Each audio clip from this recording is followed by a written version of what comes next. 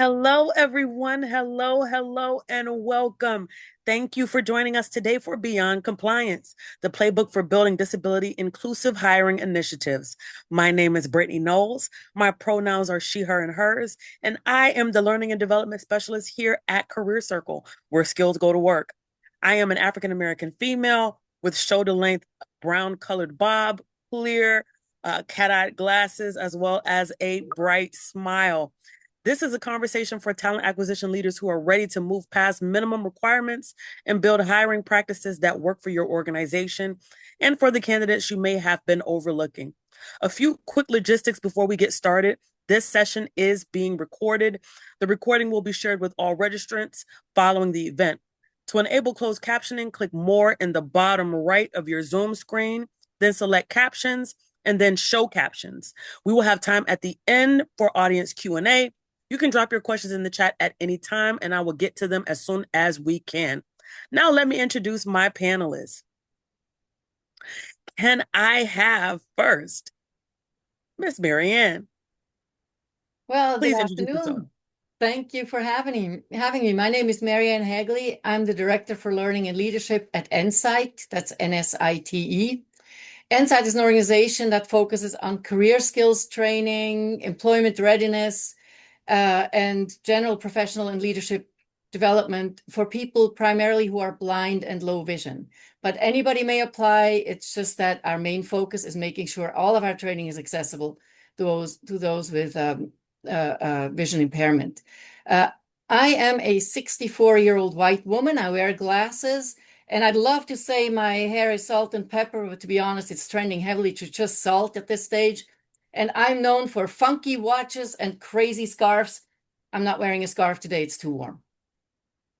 Thank you so much, Marianne. And I love how expansive your introduction was because we absolutely want to get to know each of you. So I'm going to give you all instruction to give me exactly what Marianne just gave me.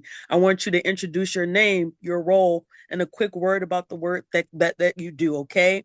Amy, you are next up. Introduce yourself. Thank you so much, and I hope I can follow Marianne's lead. My name is Amy Wood, and I am an accessibility manager at Salesforce. We are a huge tech company based out of San Francisco, and so my role is focused on making sure that people with disabilities can access our events, our real estate, and our travel. So Salesforce has hundreds of large events around the world every year, and as you can imagine, conferences of that size are often designed for the status quo, but we are really taking the time to make sure that people with disabilities can fully participate, engage with the content, and network with their peers. And then for the real estate, also making sure that all of our offices around the world are up to code and making sure that they're accessible and we're compliant with local and federal regulation. And then lastly, travel. We have so many disabled employees, and we want to make sure that they can travel safely and accessibly. So that's part of my work, is making sure that all of our policies and processes make that happen for our disabled employees. And so what were the other things I had to include? And personally, yeah, Brittany, you gave me a list, so I'm trying to stick to it. So personally, I'm very passionate about accessibility and inclusion because I am deaf myself. I lost all my hearing at 5 months old when I had spinal meningitis. And I grew up having to navigate a world that wasn't made for me. So I'm very passionate about removing those obstacles and barriers for people that have disabilities and medical conditions. And then I am a white female with blondish, grayish hair, and I am wearing a funky scarf today. So I thought I would try it out. This is from my great-grandmother, so I'm very excited to wear this today. So thank you for having me today. Absolutely, Amy. Absolutely. And y'all weren't able to be a part of our behind the scenes chat, but Amy also has a cute fan. Okay. So just in case she pulls it out, it is so cute. It needs its own moment to be recognized. Thank you so much, Amy. Will, please introduce yourself. Well, good morning and good afternoon, based on whichever time zone that you are in currently. My name is Will Brown, and I have the honor of serving as one of the senior talent acquisition partners at CBRE. We're a global commercial real estate company. Myself, I am based in sunny Tampa, Florida. So I do have my air conditioning on. I don't have a fan near me, but my ceiling fan is going. It's definitely a year-round thing here in Florida. I have brown colored hair and brown colored eyes. I am wearing a navy shirt today, and I'm excited to be here. Thank you all for the invite. Thank you so much, Will. And last but certainly not least, my namesake, Brittany, introduce yourself. Absolutely. It's so great to be here with everyone today, and it's an honor to speak among such an amazing panel of individuals. My name is Brittany Short, and I'm the manager of the Higher Autism Program at the Organization for Autism Research, also known as OR for short. A bit about us at OR, we're a national nonprofit 501c3 organization formed and led by relatives and children, children and adults with autism. OR is dedicated to promoting research that can be applied to help families, educators, caregivers, and individuals with autism find much needed answers to their immediate and urgent questions, and supporting programs that offer to enhance their quality of life. So we're not looking for a cure or a cause. We're just looking to answer those everyday questions. And then the Higher Autism Program that I specifically work with is a free program through OR. Our mission is to improve employment opportunities for autistic individuals and help businesses create more inclusive workplaces. Our program maintains an active jobs board, and we offer resources for both employers and job seekers alike, such as one-on-one virtual job search mentorship for our job seekers. We aim to expand employment opportunities for autistic individuals. This is truly what we're here for. As for myself, I'm a 33-year-old white woman, and today I have long, straight brown hair. I say today because I have natural curly hair, so in case you connect with me, outside of today, it might be curly. I have hazel eyes. I'm also wearing white headphones, and I have on a dark navy blue polo with the OR logo that my hair is covering. I also have a white digital background with the OR logo in the top corner. While our organization is headquartered in Arlington, Virginia, thanks to the flexibility of my workplace, which I have to make a note of that, right, with the conversation we're about to dive into, I'm honored to be presenting from my home office located in Southern Maryland. And I'm super excited to be here with you all today. Thank you so much. What a powerhouse panel that we have. I'm already seeing some love in the chat for you. So with that being said, let's go ahead and get started. And if I can put just a little groundwork or ground rule in there for you all, I have a question. The first question is for each of you. If you are ready to speak, if you unmute yourself, that'll signal to me that you are ready to speak. And Marianne, I see that you are unmuted. So that lets me know you are ready. Okay, you are ready to answer that first question even before you see what it is. So let's get in started, okay? A lot of organizations say they want to hire people with disabilities, but in practice, they are still operating in compliance mode, checking a box, not building a system.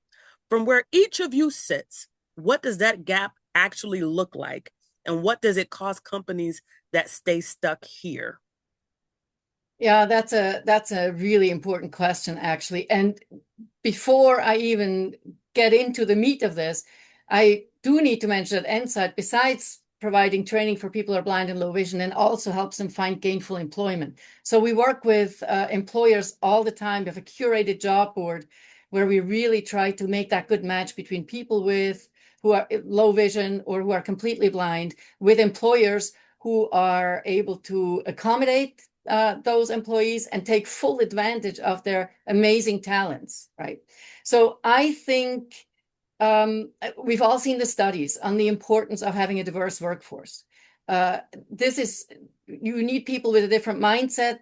You need people who are resilient and are problem solvers. I hear constantly from employers that it's hard to find people with grit.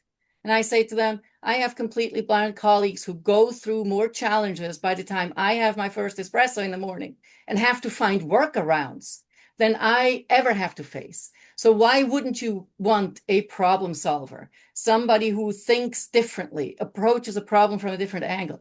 You're missing out on innovative solutions if you're missing out on that kind of inclusive hiring. Absolutely. Thank you. Thank you so much. Amy? Yes, and I love this question because I think a lot of companies have good intention when it comes to hiring people with disabilities, but there's a difference between compliance and inclusion. And so if we're saying we want to hire people with disabilities, we need to make sure that our systems and processes are accessible. Just like Marianne said, if someone is blind or has low vision, and then maybe they can't access an application, or maybe they can't use the website to apply for a job. And so I think it just becomes very inaccessible right at the very start. And so then it makes it even harder to source a very talented pool of employees. And honestly, hiring people with disabilities is one of the best decisions you can make. People with disabilities are scrappy. They will get the job done. They are used to being told no. They're used to encountering barriers their whole life. And so they have tried to figure out a way around that barrier. So we don't take no for an answer. We are going to find the solution, and we think outside the box very often. And so, when recruiters are told to hire more people with disabilities, job descriptions, assessments, and interview processes still remain inaccessible. So it becomes a barrier right out of the gate. So we need to make sure that we are ensuring all of those processes are accessible from the very beginning, so that we can follow through with our promise of hiring people with disabilities. Oh, I love that. I love that. Somebody said in the chat, we love Scrappy. Absolutely. Brittany? Yeah, absolutely. These are all such great points. And so the first part of that question, what does that gap look like? I think it looks like focusing on just hitting the bare minimum requirements, minimum accessibility and accommodation requirements just to achieve a certain hiring number, without implementing true overall change in your workplace, true inclusion, which really means fostering a culture of belonging from the very top down to everyone in your company. It's ensuring that autistic, neurodivergent, and disabled people are included in, not just conversations about themselves, but all conversations within your company, and ensuring that they have access to a workplace, to an environment that is conducive to their needs. And so what does it really cost those companies that do stay stuck in compliance mode? If your culture is not what it claims to be, maybe on your website, people will find out. People will know when they join your company. That might lead to reduced employee engagement, lower retention, higher turnover, lower job satisfaction, less creativity and innovation. And they're going to leave, and they're going to take their strengths to a company that does foster that true inclusion. I love that response, Brittany. Thank you so much. Will? Yeah, fantastic answers by everyone on the panel. I'm just going to piggyback a little bit. It's kind of like what's already been stated, that gap being accommodating disability versus designing for true inclusion. It's almost like compliance is a little bit more reactive in the sense of making adjustments when someone asks, which, yes, is important, but there's a big difference between that and inclusion, building a hiring practice so talented people with disabilities can not just join, but I think a key there is fully participate and do it from day one. Big differences in those little details. So, if companies stay stuck in like that compliance mode or train of thought, it's like we've mentioned, they're missing out on skilled talent. There's probably going to be unnecessary barriers, and they're losing that diverse perspectives that truly drive in any industry innovation and business performance. Again, companies big and small are going to be all about these things. So the organizations that are really leading in this space, they don't view disability inclusion as a legal requirement. It's instead a competitive advantage and a critical part of their talent strategy for, again, those that are succeeding. So that shift is when it stops being viewed, disability inclusion stops being viewed as a legal obligation, and it's really more a key and central part of a talent strategy. Excellent. Excellent responses. This next question is for Brittany S. and Will. The question is, for a talent acquisition leader who genuinely wants to do this well, but does not know where to start, what is the first thing you would tell them to do? One move that creates real momentum. Brittany?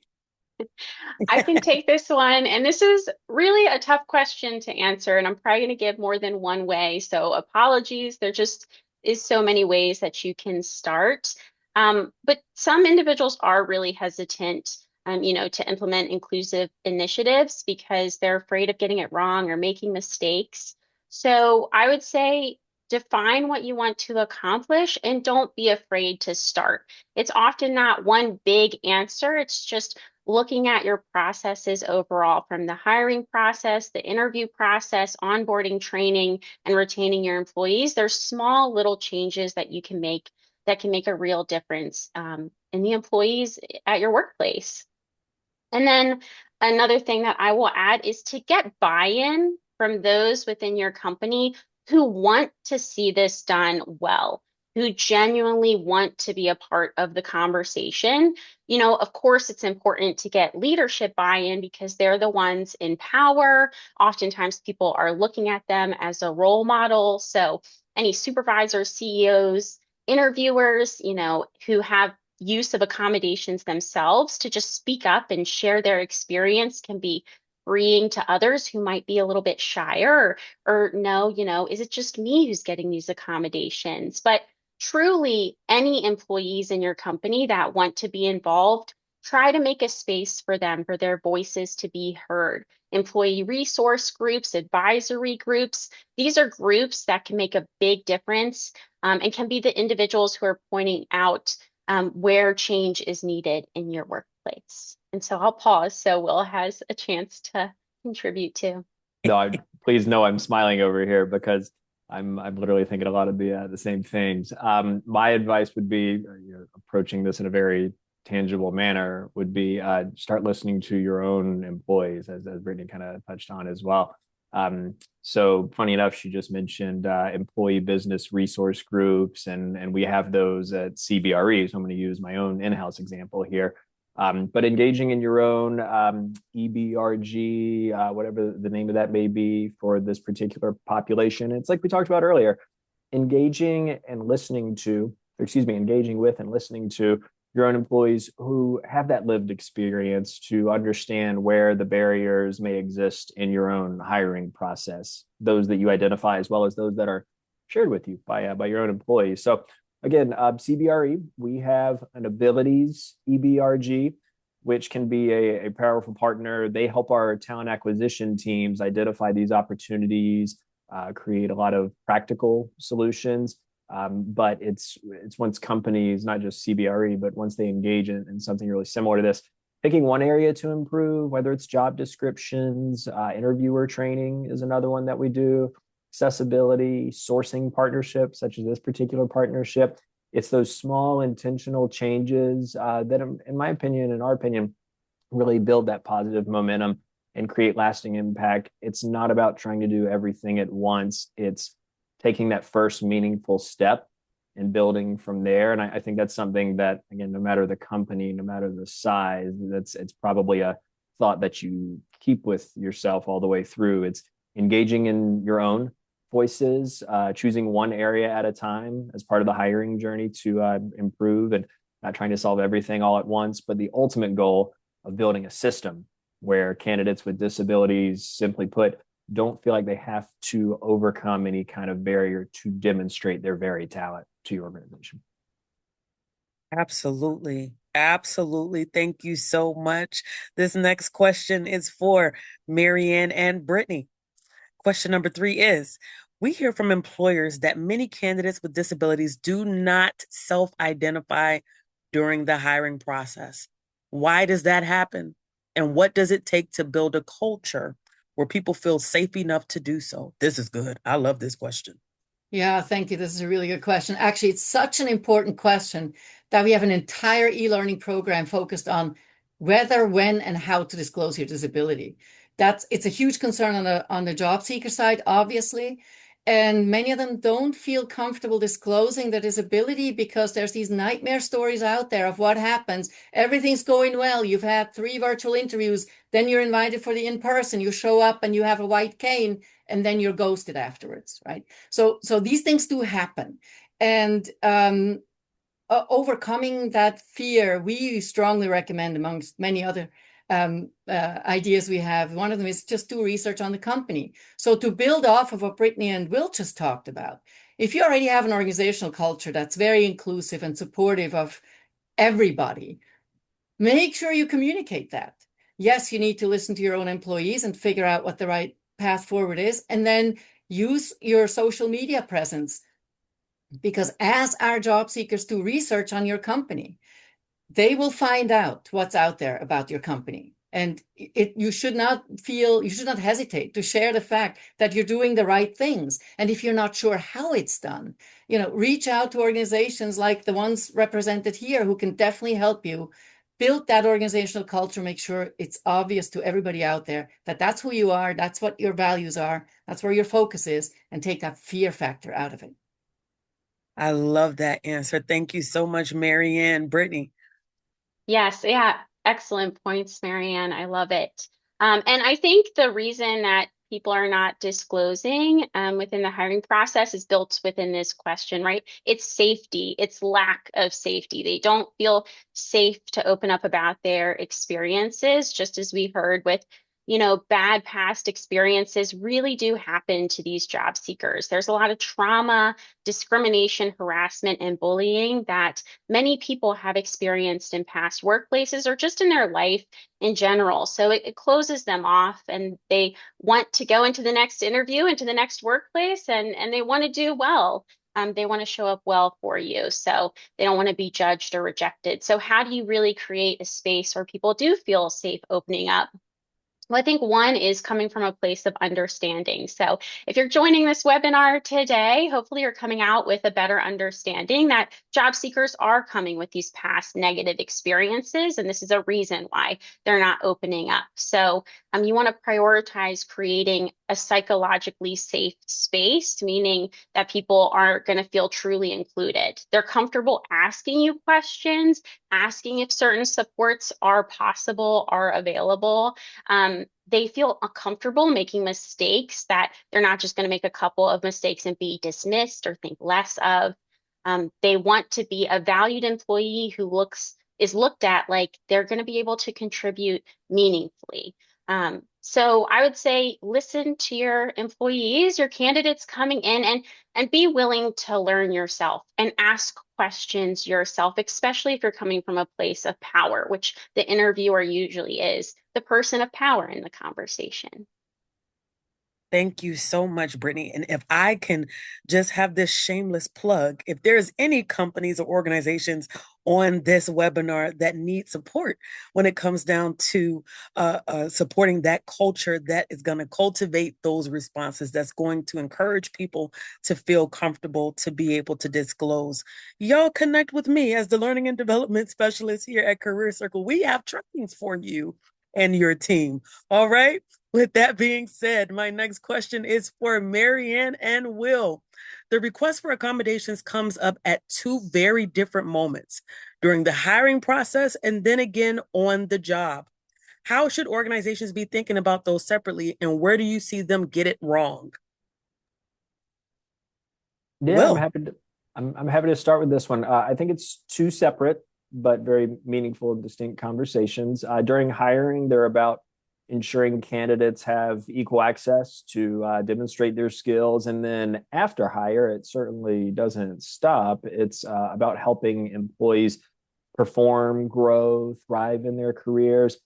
I think where companies get it wrong is treating accommodations as a one-time compliance activity, like a checking of the box, so to say.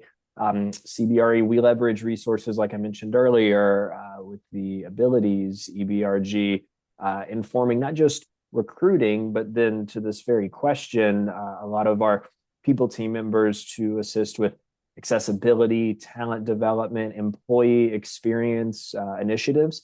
The goal is not just hiring talent with disabilities, but creating this environment that we're all describing where they can build long-term successful careers. I will put a shameless plug in. CBR has been recognized as a best place to work for disability inclusion through the Disability Equality Index for several years. And I say that not just to simply boast, but it's more so to the point made earlier about researching companies and trying to get the feel as best as possible. These candidates are doing just that. in regards to kind of scoring us and scoring you all before submitting the application or during their interview process and things like that. So, again, thinking of like the trendsetters and the leaders, the best organizations, they're not asking how do we accommodate someone or a group of people. They're asking how do we remove barriers so that these talented individuals can succeed. That's the mindset shift that moves from compliance to a more true inclusion. I love that response. Thank you, Marianne. I love that, and I would say to that. So for me, the two places where these questions come up or the issue occurs is during the hiring process, your organization has an opportunity to do exactly what Will just did and say, with us, this is embedded in the culture, just so you know, right? Disclosing here is not a problem. We do make accommodations. And as things change, keep communicating with us and we'll adjust with you as we go, right? The second piece, once folks are in the job, I think there's two major problems that I see. The first one is that we make assumptions and we have certain accommodations and then we get stagnant, right? Technology changes unbelievably quickly. Assistive technology changes incredibly quickly. And I'm relying on my differently abled colleagues to let me know what's going on. So now it's time for me as an organization to say, oh, there's something new on the market. I'll gladly have my people check this out, tell me what they think, and then make sure these accommodations are available for everybody. I think that needs to be a continuous, it's not a one-off, it's a continuous conversation to make sure we adjust as we go. I do want to say, coming from working with the blind and low vision community, I tell employers all the time that if you believe the statistics out there, 40% of the workforce has some type of a disability, many of which are not visible. And if you make your stuff accessible for people who are blind or low vision, it's vastly better accessible for neurodivergent employees as well. Wouldn't you want to create an environment that makes everybody more productive and less stressed? And they never have to let you know they're neurodivergent. You don't need to know. You just know they're getting their work done. Why wouldn't you do that? It's such an easy thing. Thank you. Thank you. Thank you. Thank you so much for that. Question number 5. This is for you, Amy. AI screening tools are being used at almost every stage of hiring right now. What are the ways those tools can unintentionally screen out candidates with disabilities? And what can organizations do to correct this? Now, before you get started with your response, Amy, I want to make sure that I am letting the audience know we are at the halfway mark. And so these amazing panelists that you have before you, you all have the opportunity to be able to ask questions of. So please, I see you all networking in the chat. That's exactly what I want you to do. I want you all to connect with each other and build a community, right?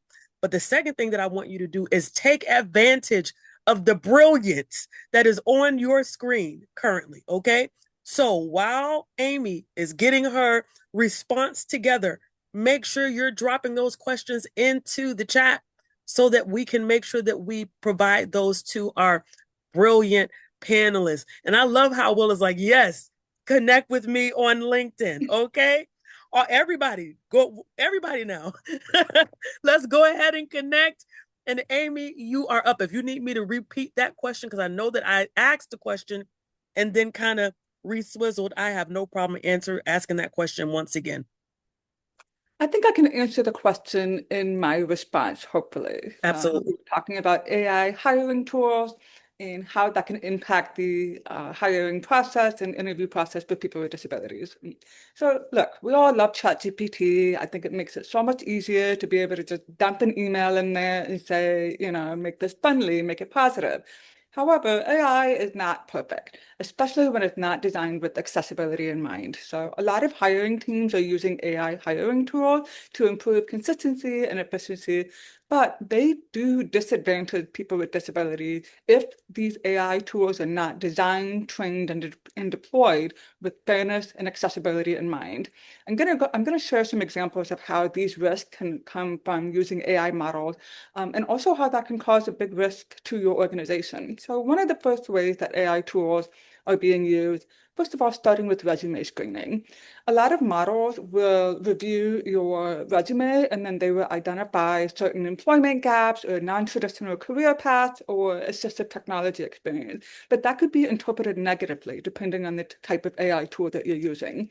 So how you can reduce the risk is by focus models on the job relevant skills and qualifications rather than historical hiring patterns. Sometimes people with disabilities or medical conditions will have a gap on their resume due to an illness or due to not being able to find employment. And that shouldn't be used against them if you are considering them for a role at your company.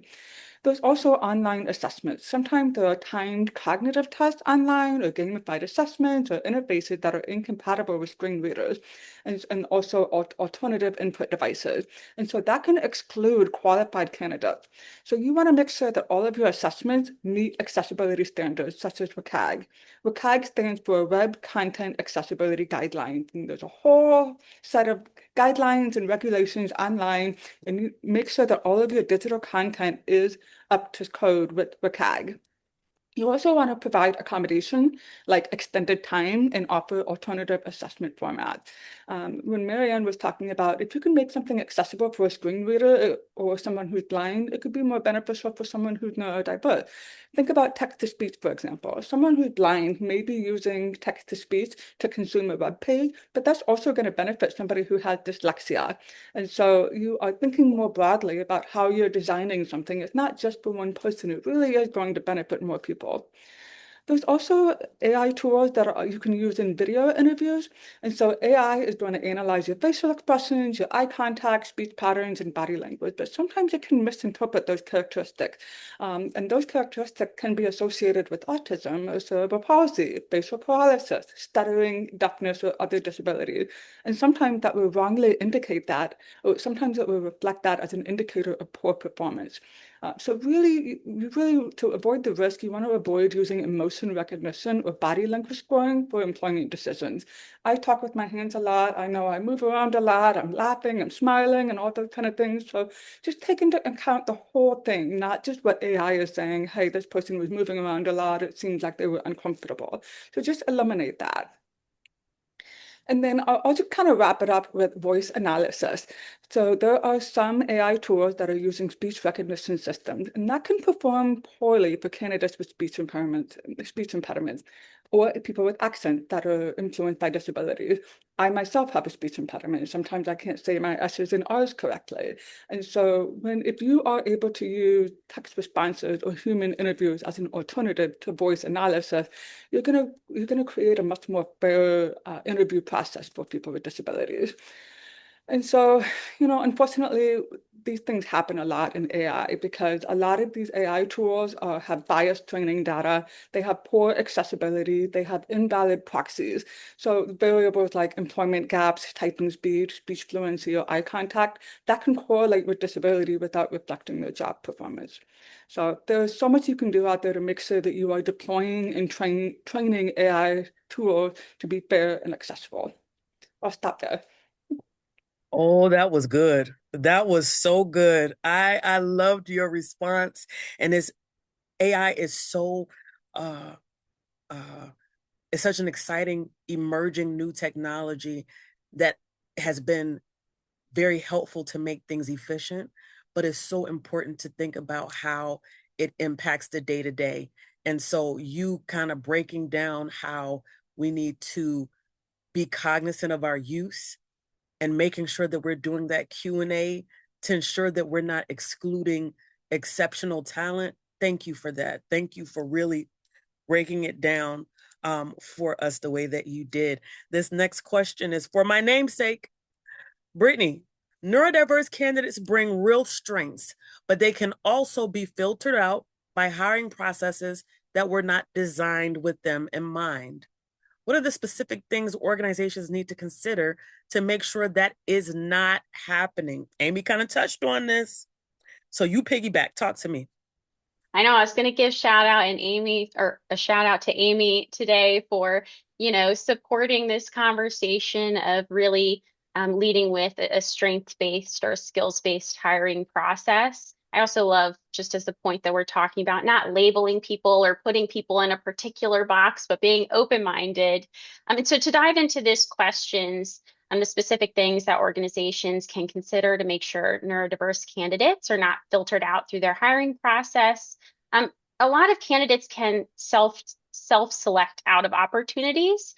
So you want to make sure it's your things like your job descriptions are as clear and direct as possible. So really use that clear language. Is your terminology that you're using or your wording vague? For example, words like wear many hats or working in a fast-paced environment, or we offer a competitive salary. While you might think those are enticing, they can be confusing to some individuals. So if they're more descriptive, such as must be able to collaborate across teams, or must be able to handle rapidly changing projects, or if you're including a specific salary range, so the candidate understands exactly what they're walking into in your hiring process. Making those little changes can be very helpful and encourage some candidates to, apply for those roles.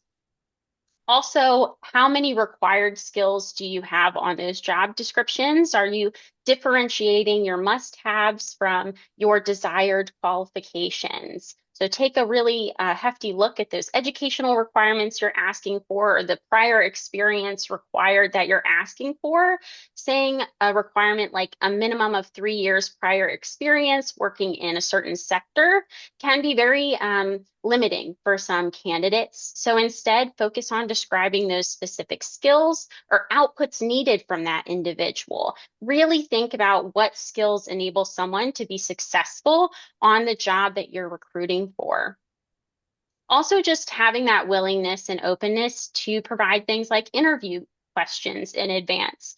Certainly someone could request this, but if you did it for all candidates, wouldn't it be helpful for everyone who's coming through your doors? Also be very clear throughout the whole process. Share your format, your style. How many people will they be connecting with? Is there a phone screening before, another virtual or in-person interview? Knowing that information ahead of time can really eliminate the anxiety that a lot of candidates can experience coming in to your hiring process. Also, just be aware that neurodivergent candidates present differently. They can struggle with eye contact, they can fidget, and you want to, again, utilize that strength-based approach. If you ask big multi-layered questions, that can be hard for some people to break down, especially if you ask it all at once. So try to ask single questions, ones that people can process more easily. Also, sometimes it's nice to encourage candidates to feel welcome by putting a statement or a disclaimer on the bottom of your job applications. So I'm going to read you all an example of what OR includes at the bottom of our job descriptions. So company name, right? Your company is an inclusive, equal opportunity employer that does not discriminate on the basis of race, color, national origin, religion, sex, including sexual orientation, pregnancy status, or gender identity, age, or disability. We are committed to the full inclusion of all qualified individuals. As a part of this commitment, we will ensure that the persons with disabilities are provided reasonable accommodations for the hiring process. If a reasonable accommodation is needed, please contact, and then you give them the name of somebody who is a real person that they can reach out to and get in touch with, not just a contact that's going to go to an email inbox that is unread. And those are some ways that you can open up your hiring process and encourage candidates who might not meet every point on that job description. It's going to encourage those people to apply more. Wow, my heart just skipped a beat. So let's go through this, right? You talked through inclusive language.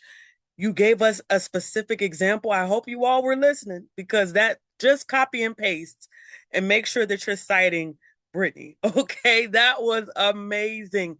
Thank you so much for that. My last question before we get into the Q&A is for you, Amy. There's a common misconception that accommodations are costly add-ons, something extra you do for one person. But a lot of what makes a workplace accessible for someone with a disability actually benefits everyone. Where have you seen that play out in practice? And how do you make that case to leaders who are still thinking about this as a line item cost rather than a design decision?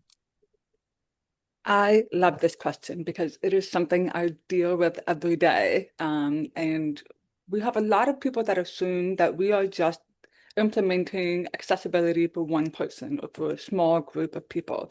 But it's really one of the most effective ways to shift the conversation is to reframe accommodations as investments in better system, not exceptions for individual. And I think a lot of us on this call talk about the curb cut effect, which is how something designed for one group of people actually benefits a larger group of people. A curb cut is the downward slope in the sidewalk, and it allows people using wheelchairs to get from the sidewalk into the street safely and back up. But researchers saw that people that were, if parents were pushing strollers, they could use that curb cut to get down and up from the sidewalk.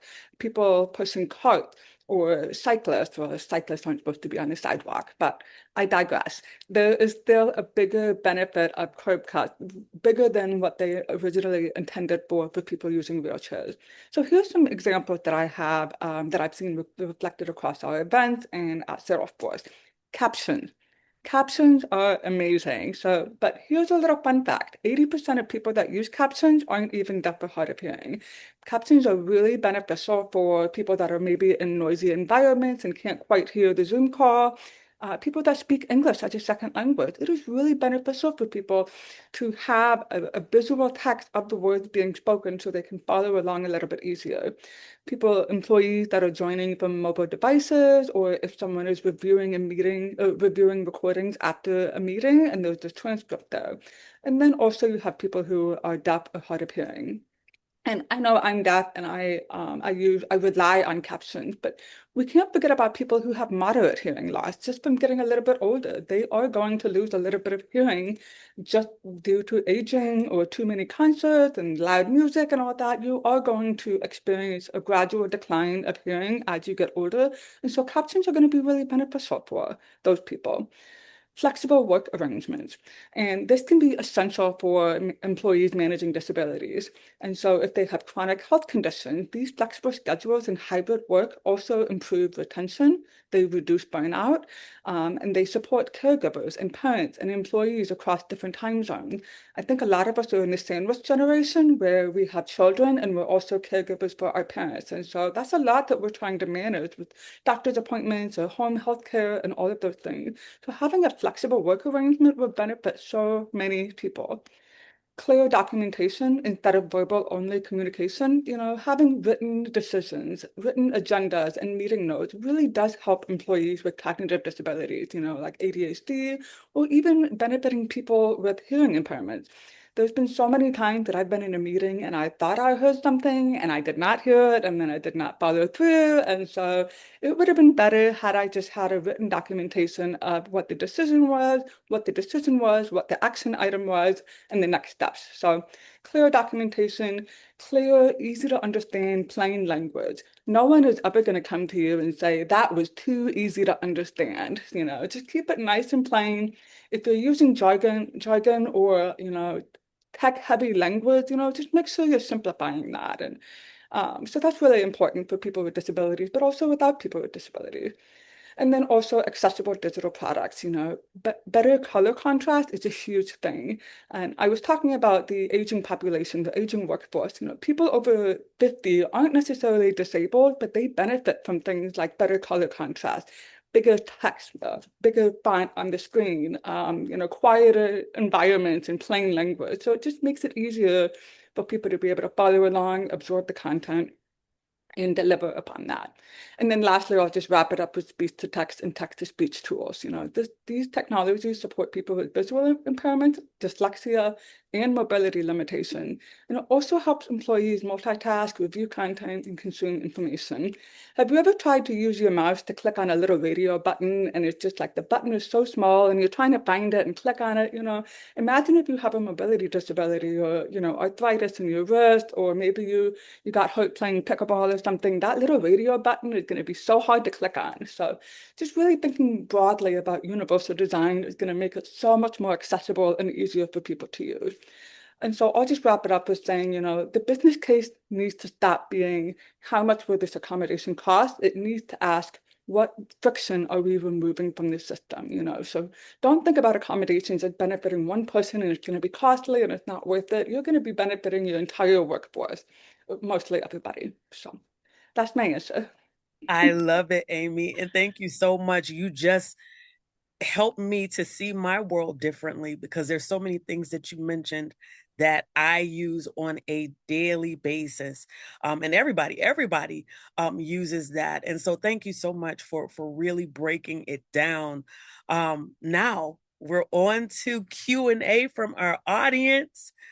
I think that we might have time for 3, and then I have one final question for you all. So if you haven't already put your questions in the chat, go ahead and do so, because I'm finalizing my 3, and then we have one question for everyone on the panel. Now, if you want to answer the question, just unmute yourself, and I promise you I'm going to pick you.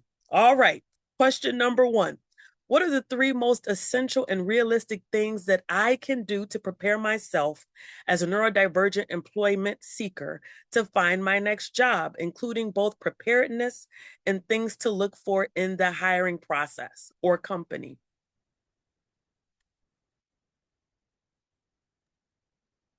I can jump off and kickstart this question, answering this question. So the 3 most essential things.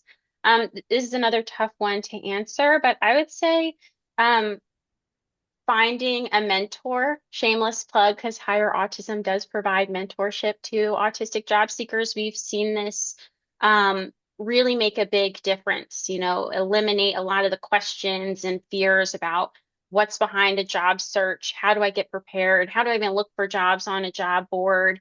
How do I advocate for myself in an interview?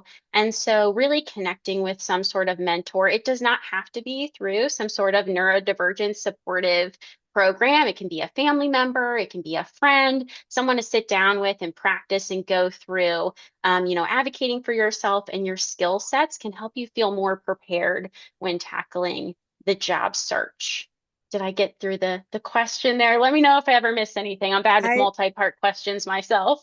I love it. And let me just say, I did something and I need to explain what I just did. So when I did like this is me expressing enthusiasm for what you said, okay? I love shameless plugs. So this is my version of enthusiasm. It's like, yes, say that. And so for those of you at home that saw me do that, okay?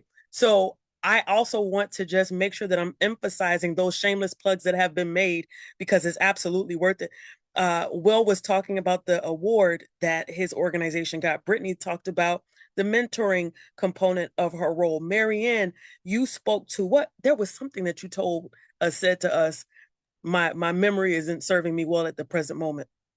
Well, so we are doing consulting work for employers on how to make their workplaces more inclusive, among other things. Yes. Absolutely. And then I did my shameless plug for training. So Amy, I need you to think about something that you want to plug for your organization, because all of us have had shameless plugs within the last hour. All right. With that being said, this question is for you, Will and Amy. All right. Everyone on the panel has advocated for offering physical accommodations, workplace adjustments, and support. Sometimes AI, sometimes other supports right from the start. However, at specialist turn, we will see new hires hold back out of fear, often waiting to ask for support until they run into challenges as employees, rather than setting themselves up for success from day one. And whomever put this question in the chat, please forgive me if I have mispronounced the name of your organization. But if you need for me to repeat the question, I absolutely can. Thank you, Jennifer. Thank you so much.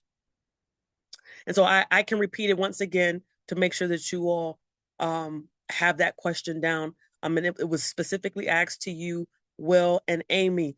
Everyone on the panel has advocated for offering physical accommodations, workplace adjustments, and support. However, at Special Listern, we still see new hires hold back out of fear, often waiting to ask for support until they run into challenges as employees rather than setting themselves up for success from day one. So that's the first part of the question. And then once you answer that first part, then I have a second part to that question. First thing that comes to mind is it sounds like the scenario is being described as a little bit more of a reactionary or reactive approach. If you're not already, take a look inward and see, are you giving individuals a space, a very intentional opportunity to voice anything, everything? It doesn't always have to be a perfectly worded question. It can be a safe space, if you will, to voice anything from, like we've talked about, recruitment through hiring and onboarding and things like that. So in that manner, hopefully individuals early will voice these things, but then also you don't have to worry about, are we asking the right question? It's more so providing a space, but an open-ended space, and see if there's that potential gap. That would be my first approach, at least, to trying to address what is a reactive environment to this point. Thank you, Will. Amy? Yeah, I would just add in that I'm trying to think of how to phrase it. Unfortunately, employees disclose disabilities only when they're encountering barriers, and so it makes it almost seem like it's a problem to solve as opposed to being a part of workplace diversity. And so one of the best ways that you can approach this is just by simply saying, this is what I need to be my best self, to bring my best self to work, is I just need X, Y, Z. And just kind of making it, matter of fact, not like, I'm so sorry, it's just going to be expensive. It's just like, this is what I need. I can be my best self at work. And this will also not only benefit me, but benefit others. That would be my best advice. Absolutely. And the second part to that question is, what best practices or strategies have you seen effectively encourage new hires to self-identify and request accommodations up front? I'm going to go beyond just my time at CBRE and even think about like some previous roles and careers and even industries from my experience. It's not just asking early and being more like proactive is probably the best way of describing my response here. It's not just asking, but even in addition to asking a question and providing a space, a forum that's asking for like, describe the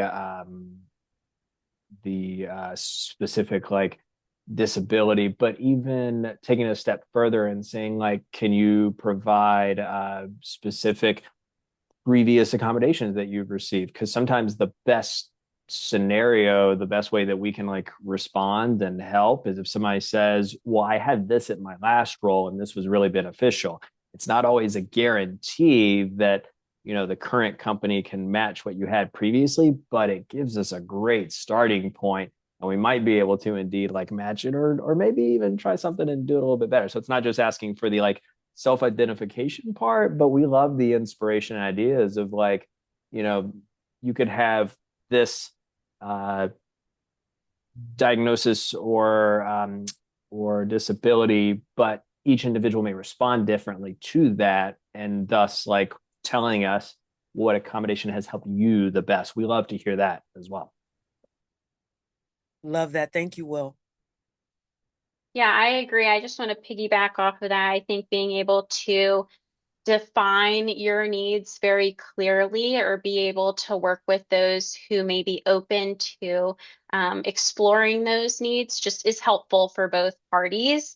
There is the Job Accommodation Network too. They're very well known where they have a live chat feature. They have a lot of helpful content that breaks down specific accommodations that have been used for individuals in the past. So if you yourself don't know what accommodations might be helpful for the particular challenge you're having, or if you're working to support an employee who's opening up to you about their concerns, going to those resources to learn more can be beneficial. But it almost plays in hand with the first question that I answered. Really, job seekers and candidates getting to know themselves well, what their strengths are, what their needs are, who they are, and how they show up to the workplace not only helps them, navigate their job search successfully, but also stay in their employment successfully.